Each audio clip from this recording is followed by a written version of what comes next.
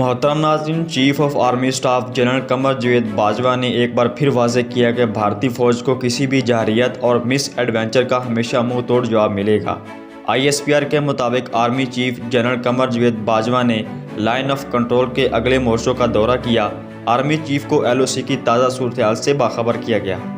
भारत की जानब से सीज़ फायर की खिलाफ वर्जी करते हुए जानबूझकर शहरियों को निशाना बनाने से मुतल्लिक ब्रीफिंग दी गई, जबकि बैनुल-अक़वामी कवानीन इक़दार के बरखिलाफ अक़वाम मुत्तहिदा UN की गाड़ी को हदफ बनाने पर भी आगाह किया गया।